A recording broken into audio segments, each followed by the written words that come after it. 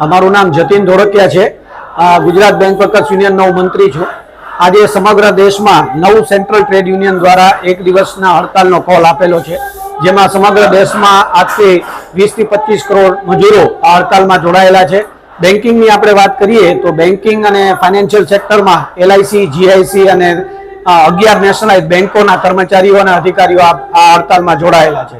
પ્રમુખ માંગણી જ્યાં સુધી બેંકોની વાત કરીએ ત્યાં સુધી બેંકોની અંદર જે labour codes, industrial labour codes છે, જે ગવર્મેન્ટ સુધારા કરવા જઈ રહી છે, જેનો અમે વિરોધ કરીએ છીએ। આ સિવાય બેંકની અંદર છેલ્લા 15 થી 20 વર્ષમાં સબસ્ટાફની ભરતી થતી નથી અને ત્યાં કેઝ્યુઅલ વર્કર કામ કરી રહ્યા છે, એમને પરમેનન્ટ કરવાની પણ અમારી માગણી છે।